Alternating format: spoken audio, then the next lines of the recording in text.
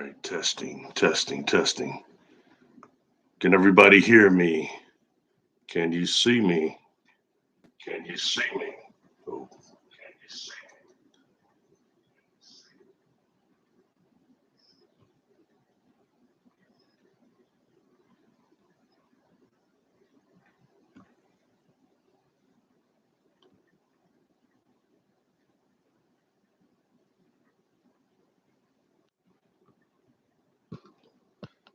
All right, I think I got this right now. All right, can everybody hear me?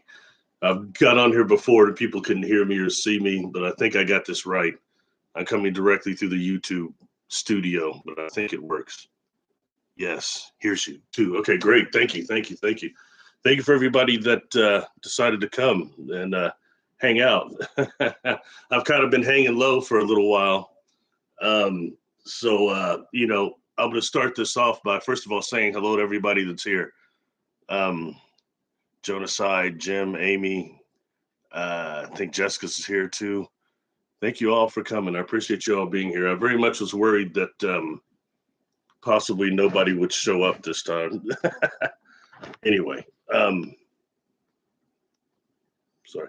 Uh, Something I kind of wanted to go over, all right, is that I wanted to start this off, excuse me, by saying that, you know, it is possible to be successful without being popular and without being liked. It is still possible to be successful. And I think it's possible. I think it's really important that people know that right now with what the world's going through, with how social media is impacting people, how it's taking away some of our socialism, some of our social capacities. It's quite interesting, you know. And one of the reasons I kind of hung low for a while is I undertook what you've heard me term before is a cluster attack. All right. And, it comes from them, these people I've worked with in this industry. And it's like, one is this bastard saying that he's responsible for my fame and notoriety, which is not, there is none. That's not even important. And saying I used him to say, that pissed me off. Okay. And then there's another attack from some fat cow showing their cleavage saying that I'm the cabal with David Wilcox. I don't even know that guy. That pissed me off. Then I take an attack from somebody who's a self-appointed gatekeeper. And I know some of y'all, the reason why I'm bringing this up, I know some of y'all saw that, all right? It got really bad and it got intense. And at first I didn't really care, but then they start, you're not popular. No one talks about you. Man, I'm not here to be talked about. I'm not here to be famous. I'm here to distribute the information and to bring some people together and weave some of this tapestry together. Okay, it's not about being popular or being famous. I don't care about that. The fact that I even got exposed to the public is by spirit anyway, and that accident. So that didn't bother me. But then they started attacking my work. What, by saying, well, nothing you've done is ever even worth being looked at. So I never seen any of it. But then start attacking it though. How are you gonna do that when you've not seen it? That pissed me off. Okay, it's not about popularity. Look, I put my work in. On this channel, there's 400 videos. I've done almost 300 interviews, and I'm not just trying to toot my own horn or bragging or nothing. But go to the playlist, look at the interviews. 172 of them I got on there, and I've done 80 sharp remote viewing with my friend Jessica. And I've done probably 50 that I was not getting on to YouTube. So anyway, I mean, that's not important. I've done 14 conferences, 3 of them that were online and 11 in person.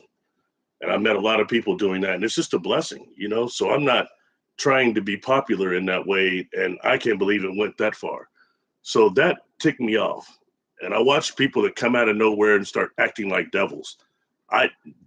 They're not my leader, okay? In no way whatsoever, and they're damn sure not my gatekeeper. And when they start threatening that they gonna whoop my ass, I don't think so. That's why that got bad. I want to apologize to y'all that saw that anyway. So let's move forward because no more of that is even worth my attention.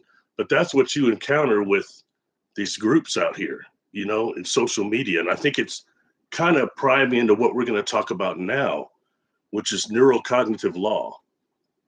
And I'm sure a few of you probably Googled that. And what is neurocognitive law? Not much, because it doesn't technically exist, not yet. But you've got corporations and you've got law firms that are going to try to put that into action. Okay. And what I'm going to start with this is another reason I brought up those disagreements, those individuals. But one of the individuals was trying really strong to put me against SSP. And like, I got a big problem with SSP, and SSP people are over here and contact me's are over here. Look, that's not true. And I'm going to dispute that 100%. Because if you look at this channel, I've done several videos over SSP and what I understand of it. Look, I've not had those experiences, but that doesn't mean I judge those that have. But I'm trying to understand it and understand where all this comes together at. I think that's very, very important. And so what I will share is with some of the things that I learned about that. And here's something else. The reason why I won't have my work insulted when you don't know it is that I've worked as a hypnotist. I've had several clients that are been in some sort of a, I don't want to call it SSP because I know there's all these different programs, but they've been in some sort of a program that's similar. Okay. And there's certain things that come out when they're talking that I hear other individuals saying, and I think putting it together is really, really important. But you know, I'm really into the science too. All right. And I like to back up things that are some type of transparency that we can trace scientifically and do research from there. And when it comes to this neurocognitive law and there not being any, you know, who was that? Alyssa Royale, one of them, would always call it the frequency wars that were going to come in the future. Art Bell would talk about that too, the frequency wars. Well, I think that's right here, right now. Okay. And that the SSP people and the 21 back is not all of a different group than the targeted individuals. I think it's the same thing. But let's talk about a little bit about like what they're doing. Now, look, everybody, I got a little bit of information. I'm not an expert on this, but I was trying to blaze through some of the things I learned. So I got a list, because what happens on each one of these lives, I get too damn excited and I get to babbling. And anyway, so I got some things, at least I'll try to hit each one of those and then get with everybody in the chat. Just a few people in here. Wow, very cool. What's up, Wayne? What's going on, Heather?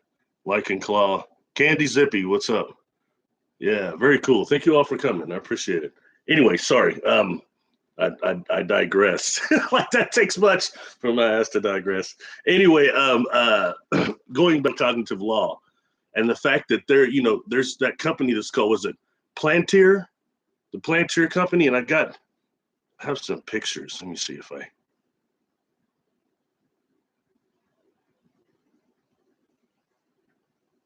don't know if you can see that. That's their logo, PALANTIR. But they're doing a lot of that computer brain interface, and they're actually taking away some of our humanity is what that's going to be. And I think people need to look really close into that, and the computer brain interfaces, and also the mind to mind interfaces, and how they can induce things like radio hypnosis and hypnosis through also these frequencies.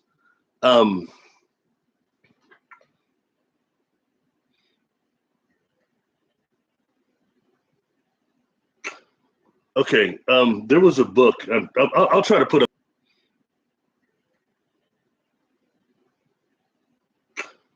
Okay, there was a book.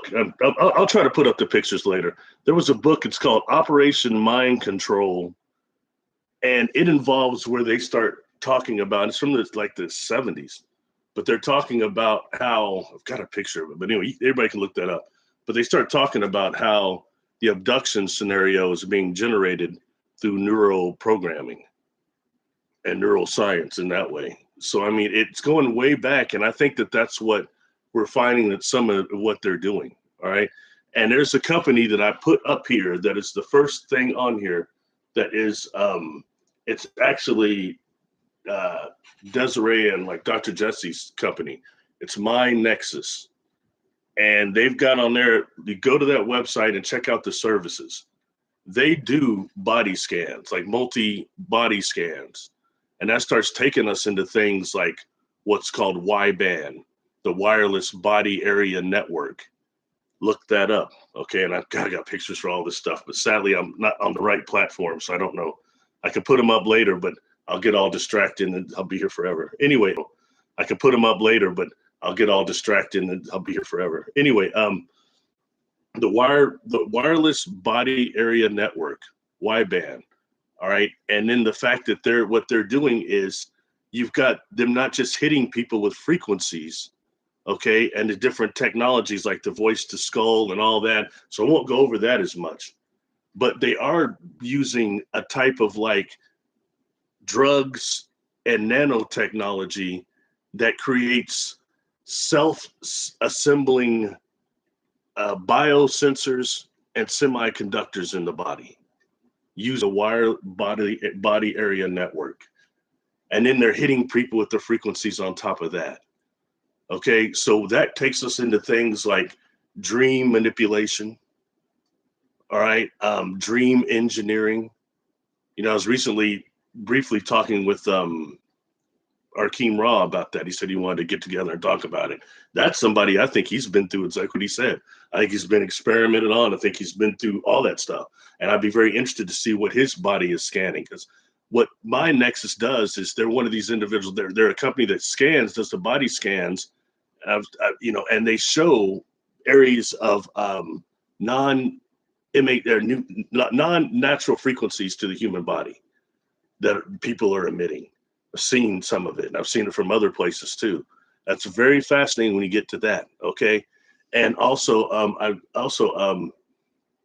the self-assembling semiconductors and biosensors. They can also change reality in that way for us. Okay, and I think that's very, very important. So this takes us into something. All right, and I want to bring this up. And like I said, I don't think it doesn't explain everything with SSP and everything, but I'm going to share what my research has found, talking to people and things like that. I think it's prevalent. All right. And that is that right now, and what really caught my attention is, and I heard other people mention it, but I started having clients, and when they're describing this type of, they're in almost delta, so they're very deep, and that's when really access that superconscious and the subconscious, really more the superconscious is what I'm more interested in during my sessions. They start talking about this other them. There's this other me, and I know some SSP people call them alters and things like that. I can't go too far into that, but my clients will say there's this other me, and so this other me is doing all this stuff. It hangs with the hybrids. It makes psionic weapons. It flies the ships. It does all that stuff. But that's like this other me. I'm still here, and there's this other me. Okay, that is very, very important. And what I want you to look up, now I've got pictures of this too, I'm sorry. But the term, you all are so sharp that anybody that bothered to come here, you'll research what I'm saying. Don't matter what I say. I may be just a screwed up brother, but I can at least throw you in the direction to research it. Anyway, it's something called digital twins. But this would be specifically not just robotic digital twins, but what's called, if you Google it, digital twin cyborgs. Okay? And then look at the number of ways that they can actually transfer consciousness from a living being into one of these digital twins, digital cyborgs. And it looks like when you see the transparency of it, like looking it up on YouTube, it seems like, oh, it's just they're using digital twins on computer systems. But in reality, they're doing it not just robotics, but they're doing it with some type of cyborgs or clones that are grown. Okay, so what is happening is these people are having these experiences. There's 21 back and all these things, these people that have been targeted for a program that I believe is the colonization of Mars. All right, so what they're doing is they're leaving these lives, and that's being downloaded into these digital twins. And they're going to use those digital twins to colonize Mars. All right, and this takes us so far as Jessica's in the chat. My good friend Jessica has been so gracious to do those weird far out targets I give her.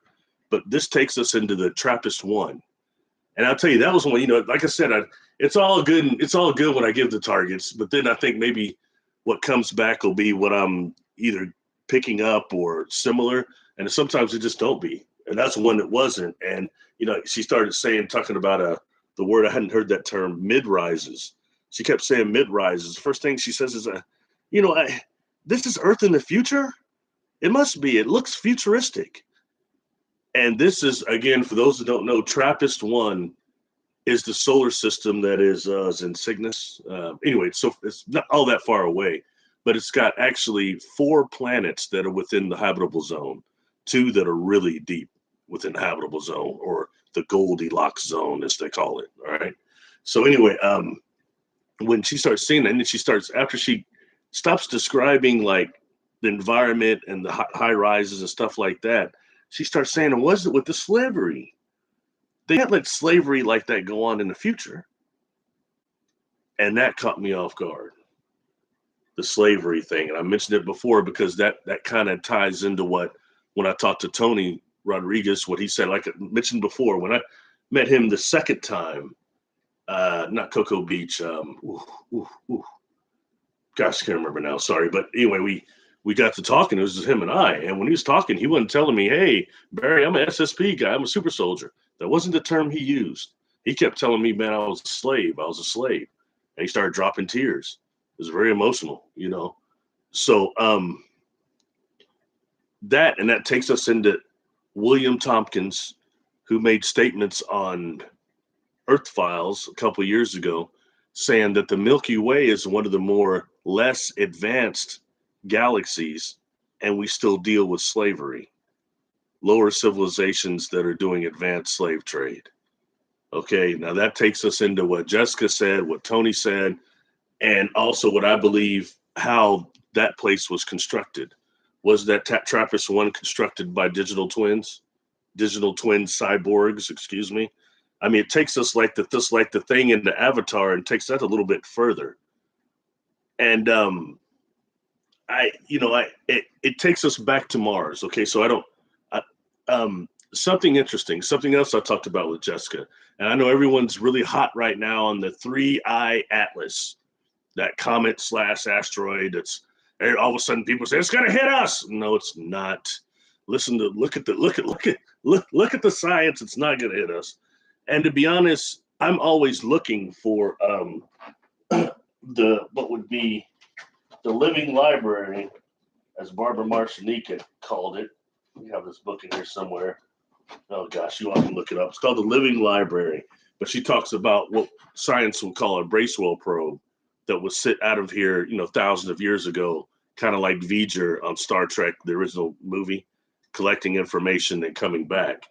And I also read that through Kemetic stuff too, something that was sent out of here when we were like a type 2 civilization long ago, and it's collecting information that would come back. So every time something really odd enters our solar system, I used to pay attention. Like when Hale Bopp came in, it was Robert Morning Sky and Robert Ghostwolf that kept saying they thought it was a blue Kachina. And man, Hale Bopp was a trip. You didn't need the binoculars or nothing to see that thing. So anyway, that's another one. One that came in a few years ago, comet sighting. That one was awful strange. I hear people talking about it a lot, but that one had a kind of like strange orbit thing with it too. Anyway, but I've heard so much of that, and that comes from Avi Loeb, and Avi Loeb started that whole thing with Oumuamua, and nothing happened. All right, that just kind of faded out. Now it's this other object. So I kind of just tend to piss it away. But now I've heard something. Okay, it caught my attention. Not just the luminous that this thing seems to have, but when it's going to come very, very close to Mars. And, it was John Brandenburg that was talking about this and was on our Earth Files, actually. And, if anybody watches the shows I did with Jessica over the Cydonia, I gave her the remote view, the Cydonia interior and exterior. I mentioned John Brandenburg. And that's because when I first learned about, he's a physicist, molecular physicist. But what first caught my attention with him was he was talking about and writing about how to control portals, saying they've already passed that point, even beyond making black holes in a laboratory, and that they were trying to control the portals. That goes into another blind target I gave to Jessica, Earth's weaponized portals, because that's what they're trying to do. All right. Anyway, that's how I knew Brandenburg's work at first. Then it goes forward. He wrote a book. Oh gosh, sorry, I can't remember the exact name of it, but it's about the war on Mars, the nuclear war on Mars, I believe it was. Anyway, that's and based on certain elements that they found and residue they think is really signs of nuclear activity on Mars, that there was a war there. Okay, and it's pretty interesting hypothesis he puts forward. Okay, so anyway, taking this back to 3I Atlas, it's going to come very close to Mars, and when it's like at its closest apogee, it's going to be invisible to us to hear on Earth. So if this thing was some type of a Bracewell probe or a Van Neumann probe or something like that that's called in science, we won't be able to see what it's going to be doing when it's right at Mars.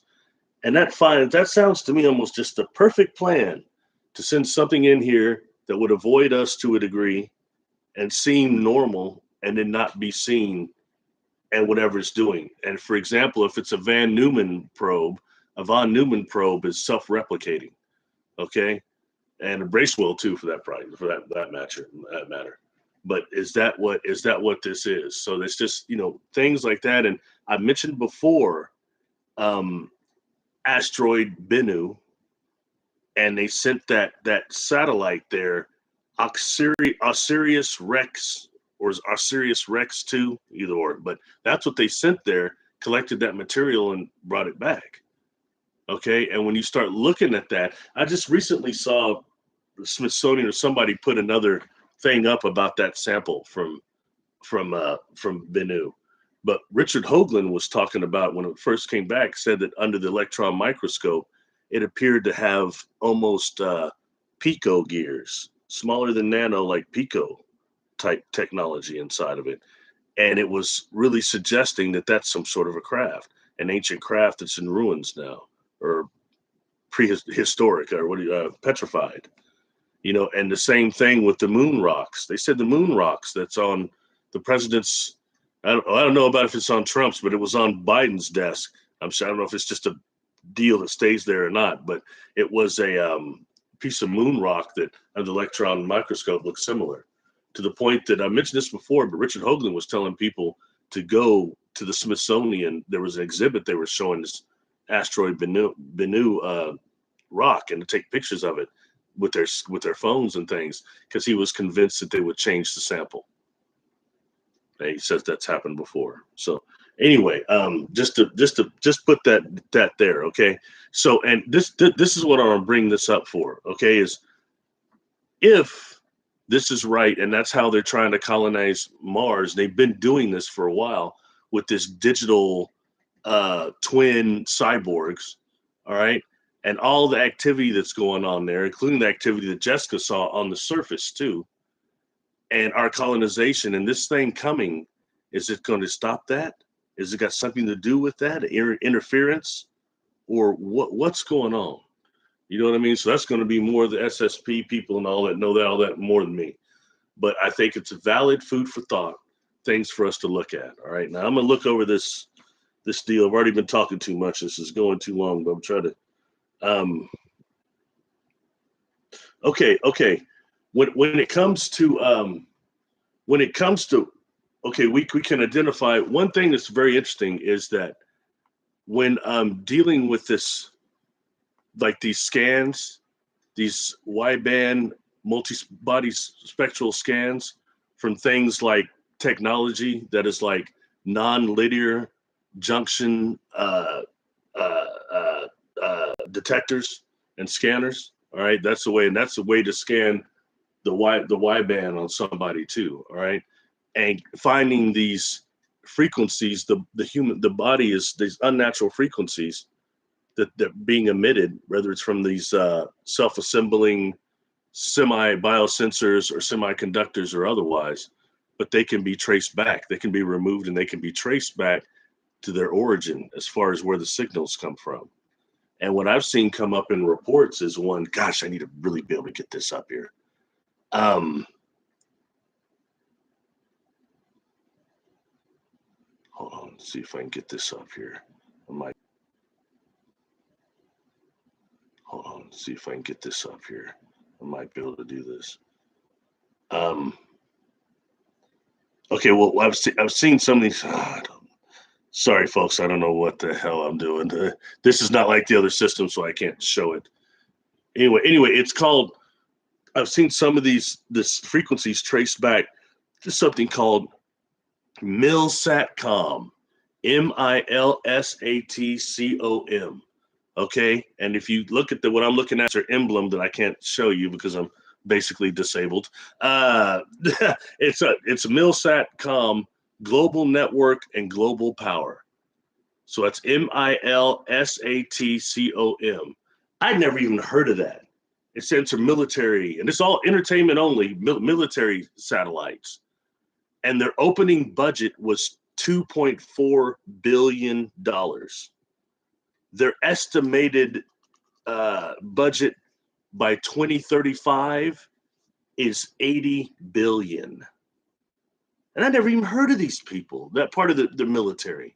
Another one that I've seen come up that's emitting these frequencies that trace back to the Intel Corporation. Heck, man, when I was a kid, didn't Intel like make the Merlins and the Simon Says and the games? And then they went over into doing microprocessors and things like that. This stuff's being traced back to Intel. So, okay, so now that we've identified some of where some of these places are happening or where these things are coming from, who's doing it to a degree, all right, the second thing is, what's the solution? Okay, and the solution is what's given. This is dude, James Martinez. He's pretty interesting, but I heard him speaking about it too, and he had mentioned actually making a declaration of your cognitive rights to the county clerk and to also the UCCC, which is the Uniform Consumer Credit Code. And I believe that is true because there's no protection right now. And this is going to go to the courts. None of these companies are being held responsible for this experimenting on people that people don't know about. I'm not being a target individual, but I know others that have, not just clients, but people I've met at conferences. A big one is Jessica's in the chat. She'll tell you, we met a couple at Grafton. It was the Journey to Truth conference. I was very honored to speak there, you know, and that's where I got to actually meet several target individuals. One of them was Desiree Foley. I didn't know her story, and she told me the whole thing. And she showed me data. She had tests, expensive ones that were done, showing her body's emitting frequencies that are not natural to the human body. She showed me a report of nano dust being taken out of her vents. That ties into this whole thing that I was talking about, the serum they can use with that nanotechnology, along with some type of a drug. They make a serum and that makes these self-assembling, possibly self-reproducing implants. Well, they're actually semiconductors and biosensors, actually. And now, so the point is, if you make that declaration of your cognitive rights, and then something happens, you get targeted, and you get a scan like that done from MindNexus. Okay, and I'll put that back up there again. I'll link it again, but it's the first comment on here. And go to that website and check out. They offer services, so check out the services on there. But anyway, so once you can go somewhere like that, or somebody that does a non-linear junction detection, the scanning of the Y-band, all right, then you can actually prove. And that's because that's all going to go to the court.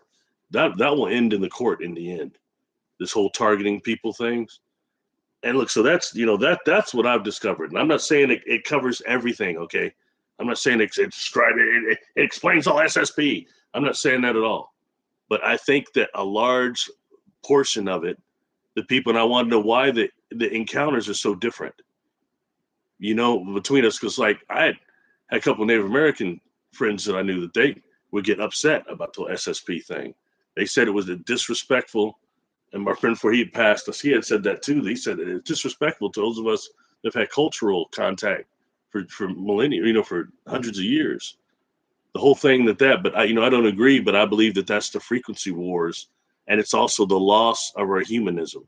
They're trying to take that God part of us away, that creator part of us away. And that's what's going to happen with this technology. You know, these young cats right now, this is the first way they introduced all these things. We talked about the blue mice experiments, then also the gray overlay, how masseuses had seen grays coming out of people, and it seems to be connected to a sound produced by these phones. And these phones, I mean, the average person right now is looking at their phone out of 8 hours they're free. They look at that phone 2 hours or more.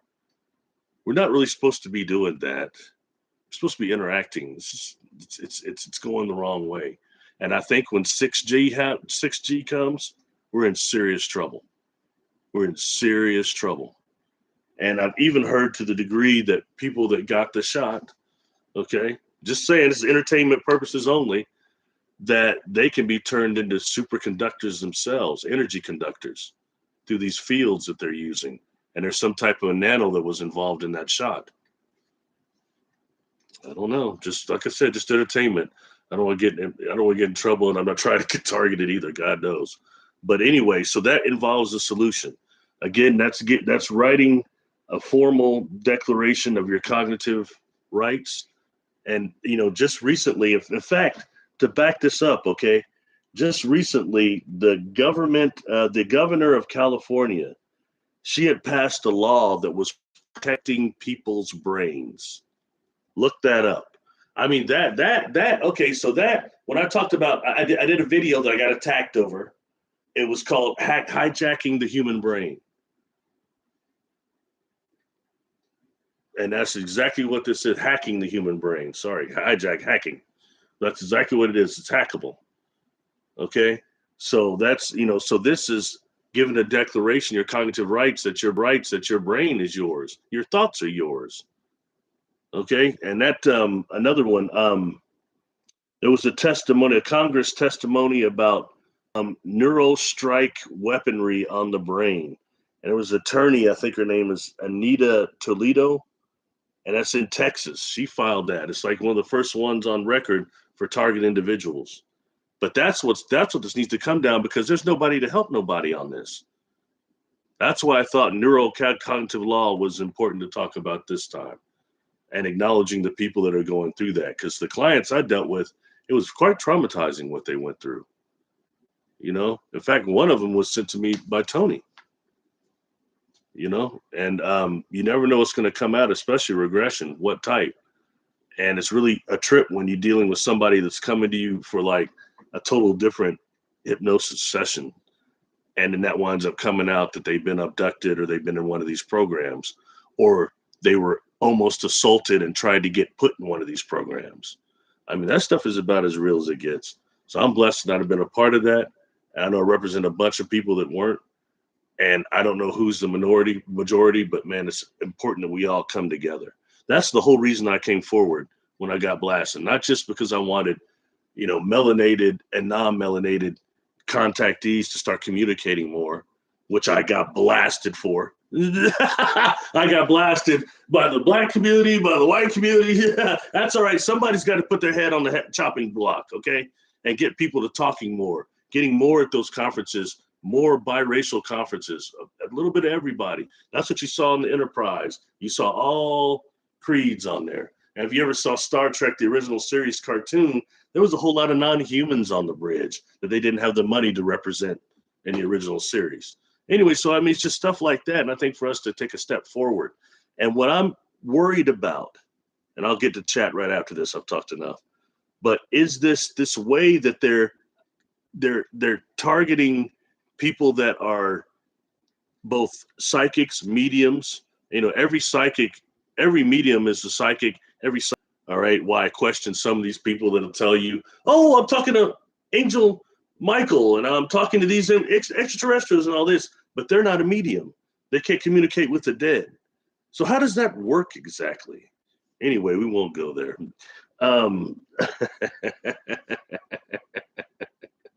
Anyway, just point being that I think it's important to stay really aware of the stuff. All right. And what I'm really concerned is as we start becoming a type 1 civilization, is that how they enslave us? Real eugenics, real transhumanism, is that they take away that part of our spirit, and as we become just technology. Is that how they do it? And is that how they enslave us? I've had a client that could see their next incarnation just before they died. It was on another planet, another civilization, but they're seeing their parents they're going to reincarnate with when they live again. And they still went through that whole process of going to the place of translation and reconfiguration between lives I've talked about many times. They still went through that and then incarnated. But then as soon as they incarnated here, boom, those agencies got them. Okay, so they knew they were coming. And that's that whole Artron energy thing I talk about. I know a lot of people like to say it goes back with bloodlines too. It might, but I think it's also the energy of your soul, that matrix, that Artron, that energy when you're going through those Makos or using them for travel and a source of power. You know what I'm saying? So that's something that they've definitely been doing, and they're getting people like that. And I've mentioned before that, and this was happening in the experience that my acid rain experience, that insectoid had told me about an energy field that we come through when we incarnate here that helps zap it's electrical shock to it that helps knock out our life memories. And I think to an agreement, we go with that anyway, because we're immortal souls trying to wipe ourselves clean so that we can experience things again. But to what degree? I don't want to go back to like the reprocessing plant that takes the part of the creator that takes my life memories. So I'm into the way that I can keep my life memories. I like who I am. And I want that to be a part of my soul matrix. I don't want it erased. I don't want it taken. And then I'll evolve from there. It's important we are aware of these things. Okay. And how that goes when going through. Anyway, sorry. But they targeted people in that way too. And I know because I've seen it. It's happened in sessions now. And it comes to the person, people have been dealing with problems their whole lives. Or they're being taken out of school. A lot of things like Arkeem describes. I've had a few people been through that. So it is very real. And I'm trying to understand why and what they're doing and how much of it is things they're neuroprogramming people. That place that when Jessica had remote viewed the inside of Sidonia, underneath, subterranean, she described seeing this room that had all these different holographic images and things. And it sounded like she was describing a multi-quantum synthetic environment or a jump room. It's what it sounded like. And to the point, though, to where I can see how they could actually use that to make a smaller jump room, one here on Earth, that they're exposing people to. So in the case, you may have been, a lot of these people didn't actually go to these other planets and things, but they're exposed to this technology, and the digital twin has been there or is going there. I don't know. It's just, again, it's food for thought. Something we need to put this on the table, and at least gives us a chance to know who some of the players are. And it's a chance for some of us to, maintain our humanity. I think it's important. Now's the time. This frequency war, this stuff's going on now. It's not the time to be silent anymore. Anyway, sorry. I think I got it all. That's it. That's all of it. Okay, I think that's everything I wanted to say. All right, I appreciate everybody being here. I'll look at the chat a little bit now and see what's going on. Sorry, I have to get the talking done first, or I'll just go forever. It's real weird. I'll go back a little bit here.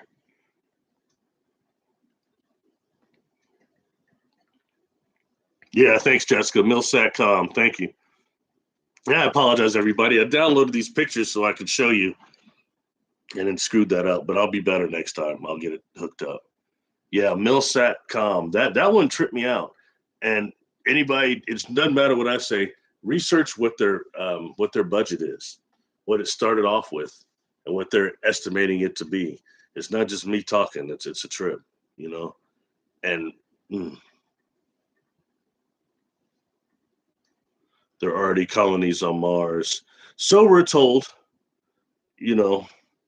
But the colonies that were there weren't people.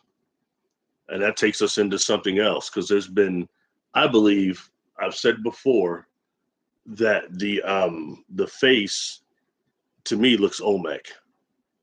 It looks like Olmec, and it's very worthy for people to look up the Cydonia Codex or the Mars Codex, either of those books, and see how they're compared to some of the Mayan and Aztec temples, especially ones like the Venus mask, the feline mask, and how they're compared. Because part of that face on Mars looks to be like almost corrupted, they're saying, the one that's shadowed more. And it shows it's very much synchronicity there, or the UFO twins I mentioned before. And Shirlene Wallace, I've interacted with her a few times now. She's a part of the People of Colors from the John Mack Institute.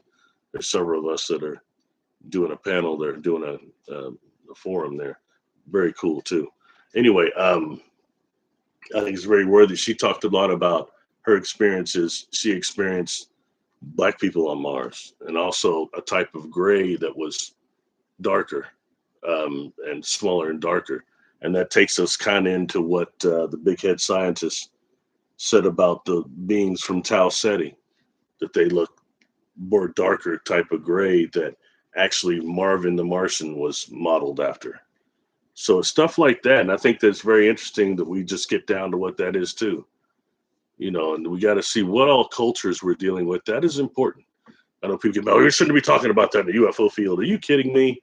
This is humanity, and this place is in trouble. We need to be coming together as much as we can to be a type 1 civilization. So anyway, but as far as what's already on Mars, how much they've done, I don't know. I'm not into the fantasy stuff as much as fact. I like fact, and there's some fact there of what is going on. And I found what Jessica saw interesting. That's why I gave her that target. But now Mars coming up with this 31 Atlas, or I'm sorry, 3I Atlas or whatever. Yeah, I think it's fascinating. Anyway, keep going forward here. I said the Mothman. I don't know if there's a Mothman there.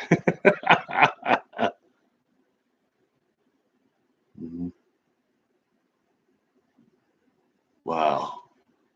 Wow. And and think of it, it's a possibility, that they already have made the colonies with these cyborg clones. That's already done.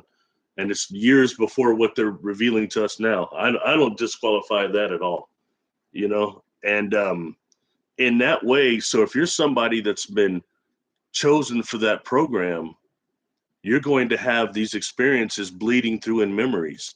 And remember, this targeted dream incubation technology or dream engineering technology, what that's doing is actually turning dreams into memories, and in those memories into reality.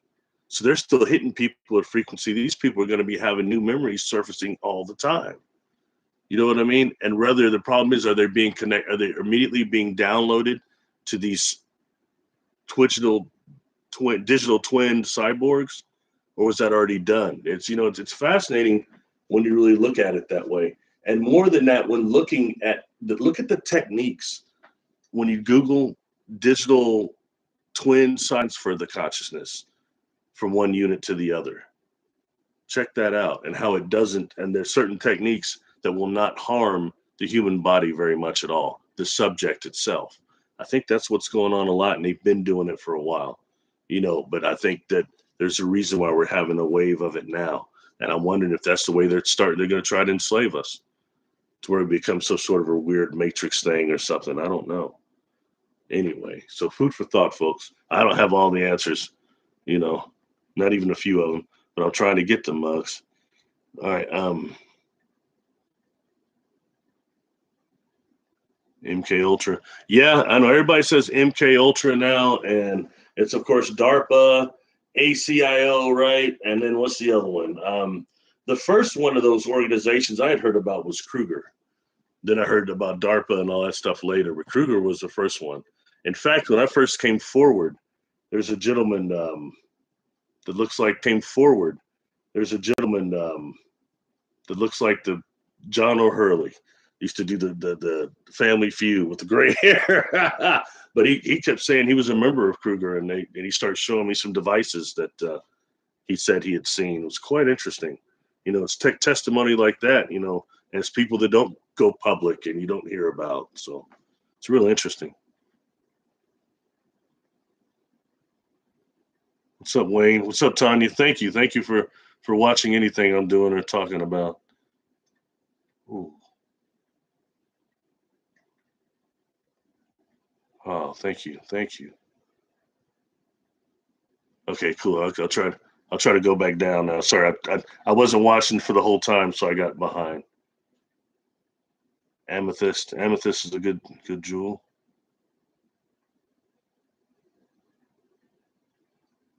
Can't see it. Yeah, sorry about that. I'll make it up to y'all. What's up, Kyle? Thanks for coming, man. Thanks for watching that last video I put out. I think since I don't put out very many videos very often, people don't. I've lost a lot of audience. But oddly enough, my friend that moved away is back, and I may start doing them again. But I think live is kind of the way to go now. It's not as restricted.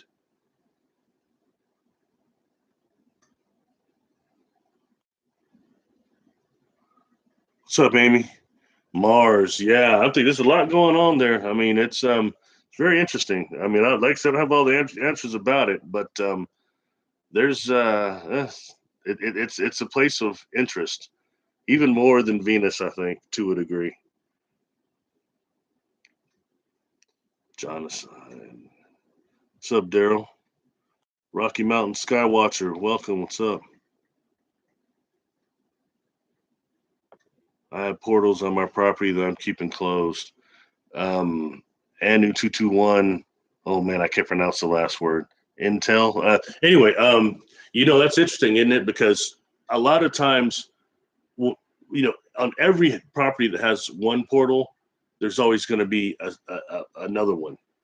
So like male, female, almost. There are always two portals on each property. You know what I mean? It seem to come in twos. And I've seen a lot of people that say they close a portal in the house and they only close one, and then the person complains later, well, I'm still having activity. Well, because the person then closed the other portal. They couldn't really see it and they didn't know about it. You know what I mean? That's a problem. That's something I'm encountering right now. People getting services from people that they're either getting attachments or it doesn't work. And the people aren't ever deliver what they're saying. You know what I mean? I'm not putting anybody down, but that's serious. I take it serious. People spending money, there's exchange of give them what they need. If you can't do that stuff, you know what I mean? It's like it's disrespectful. I can't tell you how often I'll do somebody and they have like some earthbounds attached to them. They look at me later, they'll be like, "Ah, but that was real. I guess they were always kind of on me." Yeah, yeah. And I recently had somebody really cool, and they had the ones with them. They joined with them when they were like 4 and 6. And that's somebody my age, and they've always been with them, influencing them their whole life. And the earthbounds tell me quite openly most of the time when I approach them right how they've been in life. And the earthbounds tell me quite openly most of the time when I approach them right how they've been influencing the person. And it's the things that kept them here when they died normally. We're all apart and we can access that through quantum entanglement. We're in the higher realms like the delta and the lower theta, almost delta realms. You can start accessing that without blocks to the super consciousness, that part of us that's still with the creator, that keeps total record of our entire immortal soul existence. And what I found out in my work is, people claim those soul traps and all that stuff. Man, nothing can be done without the consent of the superconscious, the divine overself, whatever you want to call it. And I've encountered that again and again. And now once we get here and incarnate here, the attack seems like it's free game. But as far as on the other side, it's different. I'm not saying that doesn't happen, okay? But it is not the norm. And when I encounter it, I'll tell everybody, I encountered this has happened, but I'm not. And I've been looking and I asked all the things. Is the light a trick? Are you being forced to incarnate here? Are you being forced to do that? Not getting it. And a lot of people that talk it aren't doing the work. Just saying. So we have to use discernment where we get all of our information. Doesn't make me right on everything, but at a certain point, do the work, get the data. If you're not doing the work, you don't really know. It's just talks, things you're hearing from other people, you know, and things that could get you trapped here when you die. It's a lot easier to get trapped here than you think. Believe me. Just a little bit of resistance. I don't think I want to go. You won't. You got that free will. You can stay here, you know. Or what I experienced the last 3 or 4 I've crossed over, they were man, they were scared. They were just in shock of dying. And one of them had been in shock for about 200 years, a little more than that. They said they died in 1865. Long time. And in a situation like that, because I can see a bunch of loved ones at the portal, more than just one or two, and I can see it before they identify themselves. So there might be like, like a couple hundred back in there you can see, or 100 or something. It's all the person's offspring and relatives. They've been dead 200 years, you know? Anyway.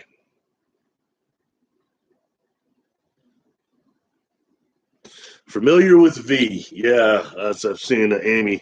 I never got to see any Star Trek episodes, Candy, but I was very familiar with V.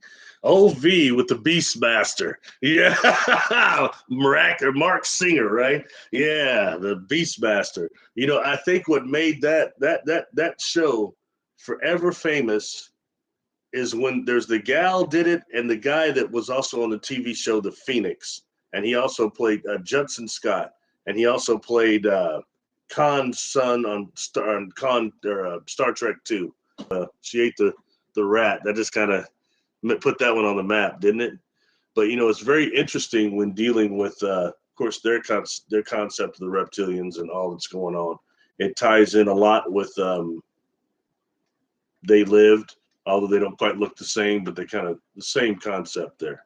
You know, I think another one, TV series that was kind of interesting was Alien Nation. It was a movie and a series, right? I like the series more with old Gary Graham. Anyway, but they got drunk on the sour milk and stuff. But anyway, as far as them being like this slave species that came here and integrated with us, I thought that was just an interesting concept. Because for me, I'll take and reference that with a movie called I'll probably do a live over this movie individually. The Brother from Another Planet. Joe Morton's one of his early movies. A lot of people remember him from Smallville. He's the one that got the meteor juice on him. He was meteor juice on him. He was but he's also he's also Dyson, Miles Dyson, and Terminator. Blew everything up. Yeah. Anyway, Eureka too. But he was the brother from another planet. And really, when you look at the theme of that, you know, a lot of times people would ask where he was from, and he'd always just go like that, point up like that. And at the end of the movie, when he gets rescued by what appear to be just a bunch of bums that are always standing around and watching him, kind of, they save him with abilities like he has. And he looks at him, and the dude looks at him. Good movie. Anyway, so takes us into the breakaway civilizations and all that, you know, and the other breakaway civilization that's apparently doing this colonization of these other places, you know, and I would imagine, Mars may be, Mars may be the immediate one that they're doing, but who knows how many were done before and how many civilizations have fallen to this type of a slavery through not just AI, but through, I mean, it's pretty much a trip. You know what I mean? It takes us to another level with even just the Terminator and the other movie. Anyway, sorry, I'll go through here. Milsat,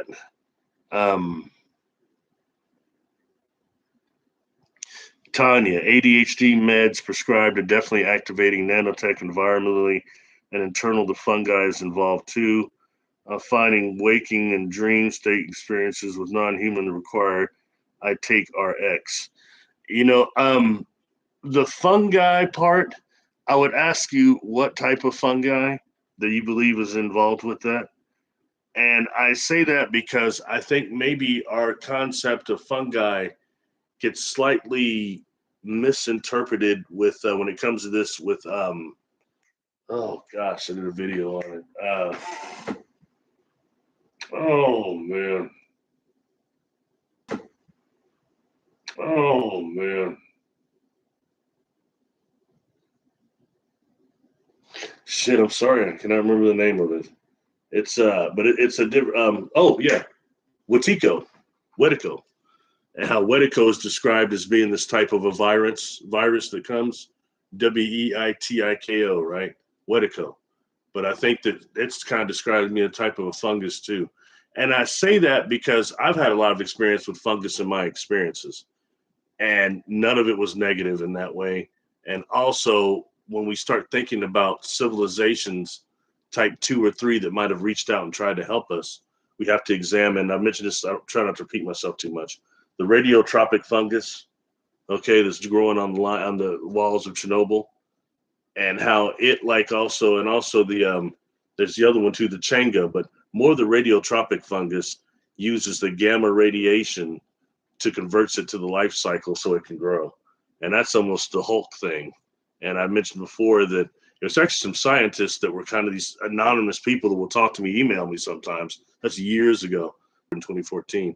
They thought that maybe that was sent as a possible radiation cleanup for us, an aid in radiation cleanup and environmental cleanup from an advanced fungal civilization that they thought would probably be on the nano or pico level, that they'd be so small, smaller than nano. And I mentioned before, if you have a civilization like that, that's even could make something smaller than the original implants that Dr. Lear removed that had miles of carbon nanotubes within the microscopic piece. But that's on a nano level. If you went to the pico and you have civilizations that actually built a Dyson sphere around their star, can you imagine how they would explore not just their inner space, but the inner space of the universe? It takes it to a whole nother level. You know what I mean? Some things that the way that we don't think things might be the way that they are. Food for thought. Millsat. Anyway, but you know the ADHD meds though, I couldn't disagree more, or I couldn't agree more, Tanya. And something else, you know, with the exception of some people like have bipolar 2 or things of that nature that hear the voices.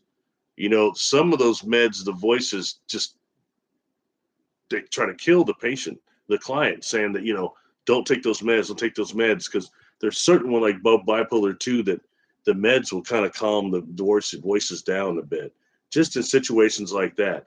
But I agree with you. And right now I think that AD like the whole mental breakdown of our civilization, especially here in America, is like right up on us. Look at the amount of right now the psychiatrists are saying that they're prescribing meds for kids like it's outrageous right now. And they just dope kids up like it's nothing. I've worked with juvenile offenders for 26 years, and that I saw that, you know, some certain doctors would just med those cats up, so they're walking around like just zombies, You know what I mean? And not all of them needed that. So anyway, I agree, Tanya. Interesting perspective. But I also, like I said, make maybe that connection between Wetico and that fungus, that negative fungus. Um, ooh, see, I don't even know what that means. Hollywood.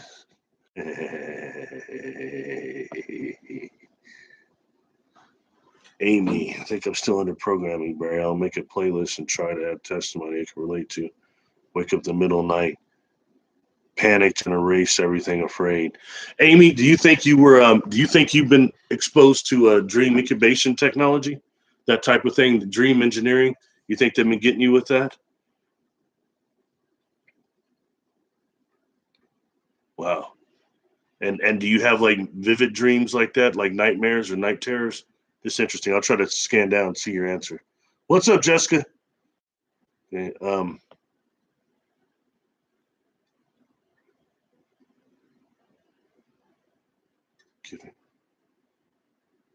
Between the phones and AI, we're in big trouble. I agree, Candy Zippy. I agree. Wish it wasn't that way. It's kind of weird. Just that blue mice experiment. They exposed into the blue light, and they got really agitated, like angry, aggressive. So it makes you think how much that happens to us right now. Look at those things hours a day. Rocky Mountain Skywatcher, what's up? We're definitely called conspiracy for trying to tell people about the nano and labs. I agree, but Rocky Mountain Skywatcher. You know what's weird about that? Those are people that won't even they won't look at the science.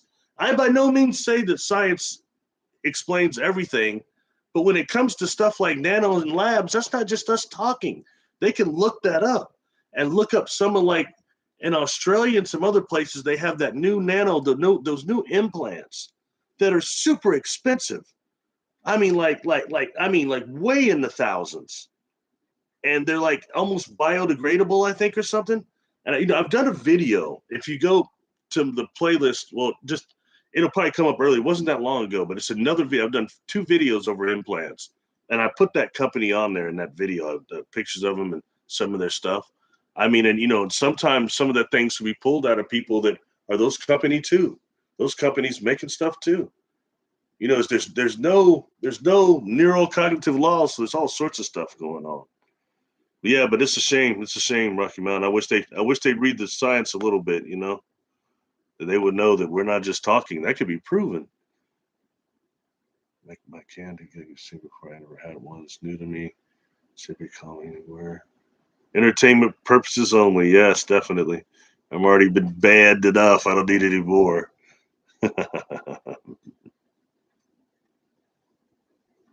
VT technology is so much worse than we think. Yeah, yeah. I think that the V2K just kind of came online with people along with the Havana syndrome. But I think that really it gets much more deep in terms of when you start getting into like radio hypnosis and the way that they're actually able to use, like even in the abduction scenario, these people may be having these abductions or being, it's neuro programming, neural control, but it still induces PTSD, just like a normal experience would. So it doesn't matter, does it? You know what I mean? But I agree. So that V2K, the ways they can do that, and the way they can actually amplify the microwave spotlight. That microwave spotlight puts us like right there with that stuff. So I'd agree with that definitely.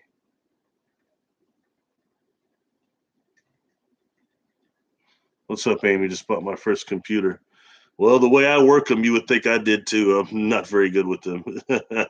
I'm still back there with Matthew Broderick. Can we play a game? You know that whole thing. I started off with a VIC 20 back in the day.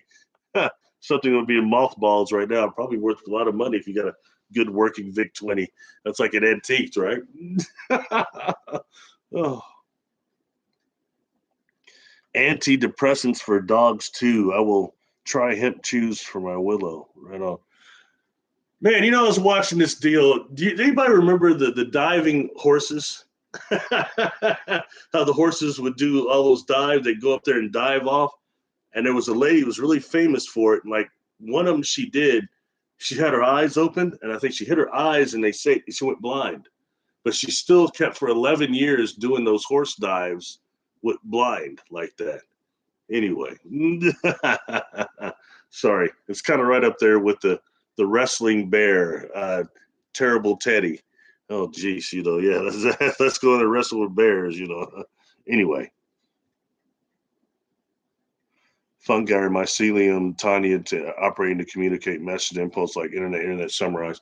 Yeah, absolutely. And I mentioned before that when dealing with some of these organic craft, like the one I've been on board that have a mycelium component in their compound, actually, not just for in terms of a nervous system for the craft and awareness, but also life wise, and how when you see some of them going into the earth, they're interacting with the deep biosphere, or I'm sorry, yeah, the deep biosphere of the earth, which is actually that almost like another ocean underneath that is contains like over 90 some percent of Earth's undiscovered bacterial and mycelium fungal components.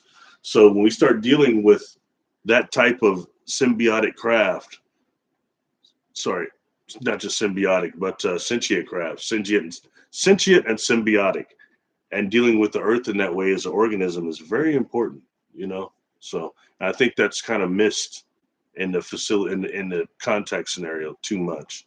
Anyway, and so when I first started talking about that when I came forward in 2014, I got laughed at, hey, mushroom ships and all that, until they started showing that they're using mycelium for infrastructures in cities, and also they're saying that the structures on the Mars and the Moon, so if they are there, technically they're made of mycelium also.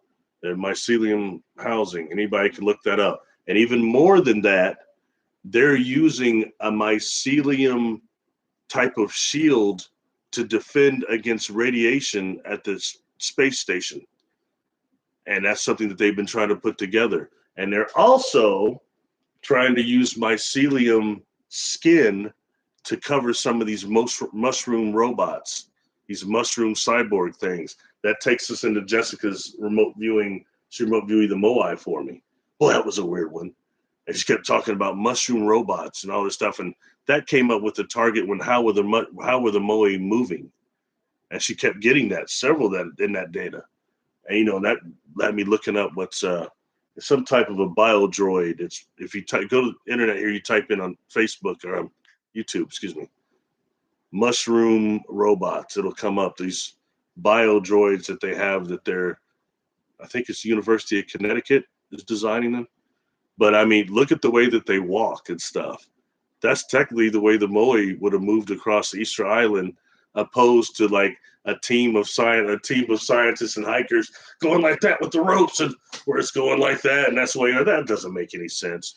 And we look at how the elders said, because the Easter Island is like barren of almost everything. It's not a place I really want to live. When they asked how did the Moai move to the other side of the island, the old one said that they asked them and they got up and moved. Food for thought. Sam Jackson movie Glass dealt with mind-altering agencies. I've not seen that movie. See, I've not seen them all.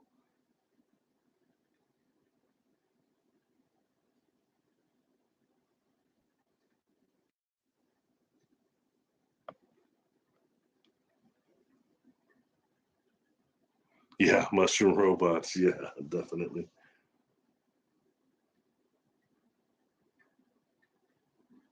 Interesting. Well, cool. I think that's most of what I want to get to on this. So this hasn't been quite as long as my other ones. So I've done pretty good there. But anything anybody else had that they want to comment on or add, or any questions on anything I dealt with, And like I said, look, I've not had those experiences, these breeding programs, all the stuff. All right. So I'm not no expert on that. Now I can tell you about a whole nother type of contact I do know a lot about. And I'm not a teacher. I'm not a guru. None of the things that these people being bit by fame are trying to be right now. I mean, so many people I've seen do that. They want to be famous right now. And they got to be careful because you go in and pricing the likes and stuff. It gets all our energy fields interacting. And people start like tripping out, man. But I'm trying to learn more and trying to put things together. So I don't pretend to be an expert on Monarch or on ACIO or Kruger or DARPA or MK Ultra. I've not been through that stuff. Okay. And even due to that, like I myself have encountered myself before, and it takes us into the resurrection technology. And what happened to me is not what I hear the SSP alters talking about. They're alters. It's not the same. It's a different situation because we're dealing with different civilizations. So in that way, I'm trying to bring it all together. You know what I mean? With what's going on there, and some of it, it's interesting. I was forced to change some of my views through the work itself. You know what I mean? So, but I can say it does happen. But you've got so many different agencies. I had a client that had several sessions with this individual, and they described these same. So often, I hear these people in the black uniforms with the hats, and the way they're described as being dressed is a lot the way the S1W from Public Enemy would dress. The uniform sounds similar. But you know what's interesting? Normally a client can recall the symbol or something. These uniforms never have any symbols on them. And I've seen them working with extraterrestrials multiple times. And more than that, they're the ones that are in some of these triangle TR3Bs or whatever there's supposed to be a new, it's like, what did I say? God, it was on physics.org. 93BT or something like that. Another supposed triangle is more advanced. But some of those were inhabited by these guys in these black uniforms working with different extraterrestrials that were described to me more like Ebens. And when I say that, the first Ebens, like I had heard about, was before they were called Zetas. It was from Beta or Betty Hill. She described the head of that lead gray having a big nose like Jimmy Durante, the schnoz. That's the way she described him as looking. And then when you start looking at like Holloman Air Force Base and some other instances, you have these Ebens that have these rope headdress, but they're always described as having these really large noses, which I think is interesting when you start dealing with these different types of grays and these different things we're dealing with, how many of them actually come from our future, especially the ones that are able to walk around down here without any other suit on, like Credo Moodle described them, being these grays that have actually the shell itself is a suit, and how I can't remember what type of tree he said it was that they would use to cut open the chest area, and inside the gray itself was actually this pink blob looking thing. He described it with all these vessels, blood vessels or something he described it as, if I recall correctly. Anyway, neither here nor there. Food for thought, folks. Rocky, in my experience, has been both amazing and horrible in my life. I've talked to a lot of people like that. Like all mine have been always positive, but I've had some that have positive and negative, and some that have just all negative. Everything happening was negative, But man, I used to trip out because, like I said, I grew up in the air capital of the world. That's what it's called. Most people don't know what the hell that is, but that's where I grew up, and on the edge of my city, almost in walking distance, was a huge Air Force base. So, and when I first came forward, one of the first individuals that started contacting me was able to pinpoint where I was from. And he started saying, come out to my farm and let's skywatch. It's real active out here. I started looking at pictures of this individual. I mean, he looked like he must have baled so much hay. He looked bigger than Lou Ferrigno. And the first thing I was thinking is, my God, this cat looks like some sort of super soldier. That's 2014. And then he messaged me. He said, man, I used to be in the Air Force. And I think I was underneath that base in some of the tunnels under there. And they did something to me that really increased my aggression and my strength. Met other people who said that too, but this cat, man, I wouldn't doubt it. I mean, Clark Kent ain't that big. That cat was punk, man. So I don't know. You know what I mean? He disappeared. Never seen him again. No communications or anything. That happens a lot. People come in, they come out. So, hi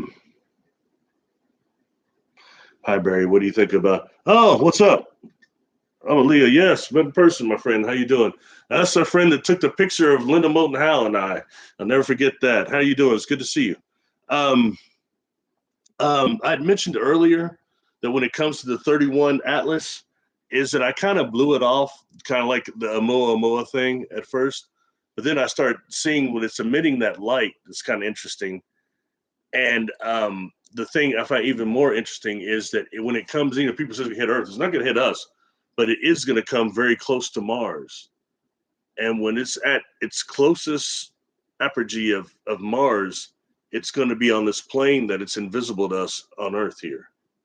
And that's the perfect time if this thing was some type of a Bracewell probe to start doing something, with releasing probes or whatever, or if it's some type of an interception from a vessel based on us terraforming Mars when we should not be yet. Somebody earlier said there are already colonies there. We know there were in the past. Maybe there are now. You got SSP people say that. So is this something coming to interfere with that? Something coming to conquer, or something to aid, something to enslave? I'm just throwing it out there, okay? Because that's very interesting. And I mentioned before, if anybody wanted to do something, hide something from us, it's very interesting that that's how that thing's going to come in here. And being hidden by Mars, we won't be able to see what it's doing when it's closest to Mars. So, you know, that, and then that, and taking back also, Allison, taking also was the, I mentioned asteroid Bennu, and how they had that Osiris Rex or Osiris Rex 2 satellite that went there and collected samples and brought it back.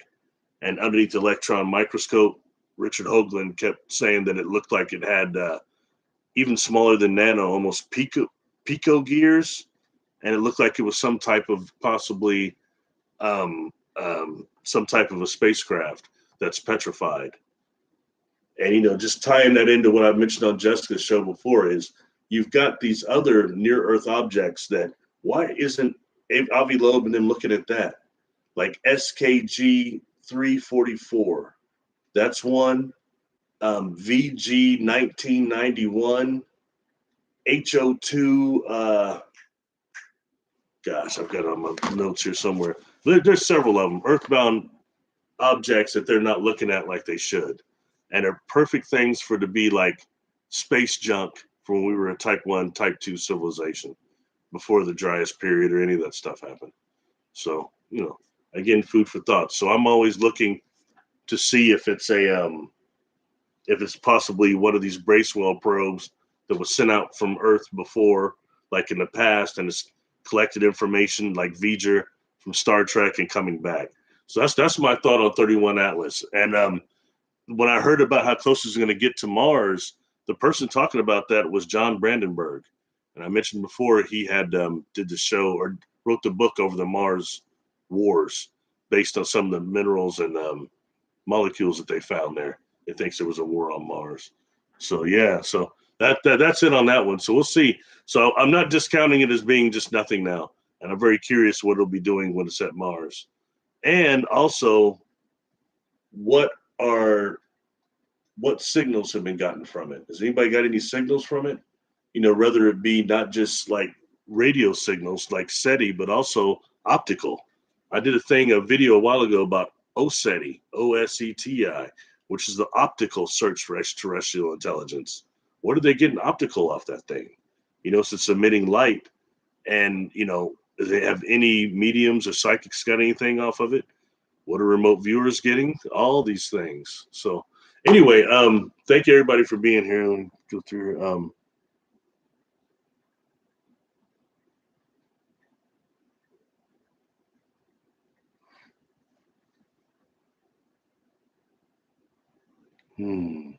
I've been operating the fringe of my cognitive recursively for 5 months.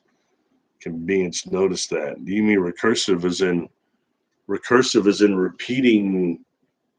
repeating behavior patterns? You have to familiar exactly what you mean with that. So I mean, but I will say this: you have beings that are observing us all the time, and I mentioned to Jessica before how I believe there's some that are definitely influencing remote viewing. They've already been hip to that because I think that's a way of communication more galactically than anything else. And also, you have beings that can project. They not just read your mind, but they can project images into your mind of what they look like and false landscapes. So it's cool. Hey, what's up, Ken? Thanks for coming, my friend. Hey, thank you for coming. I think that's everybody. Okay, thanks everybody for being here. I'm probably gonna do another one of these soon and try to start really stepping up what I'm doing on YouTube a little bit. I appreciate you all, and next time I'll choose something hopefully a little more positive than this. This is a negative deal, kind of, but it's reality. And right now is the time for us all to not be silent anymore during these frequency wars and start helping each other and holding people accountable. And we dealt with some solutions here of how to hold people accountable, and that's going to go down in the courts. You know, make that declaration of your cognitive ability. to your county reporter, to the USSCCCC. And then when something happens and you can get one of those scans from somewhere like Mind Nexus, okay, and I need to put that back up there. It's the first comment on here. But you can scan and you can prove who's making these frequency, where it's coming from. That goes to the court, to the money situation. You can get money out of that, and that's going to end a lot of the stuff that's happening. That's how these people are able to run wild and just do experiments on everybody for entertainment purposes only. Anyway, thank you. And thanks, Jessica, for being here. You're my moderator. So thank you. And thank you, Rocky Mountain Scotch. Thanks. Frank, Susan, thank you for being here. Excellent. Excellent. It's a pleasure working with you too, Susan. It was really great. Ken, thanks for being here. Thank you all. Okay, thank you all. And I will see you soon. I'll come back with something. And like in the comments thing, if y'all have some suggestions of stuff you might want me to cover, throw it in there. I might do it or something. I don't know. It's kind of a trip. So much love to everybody and peace.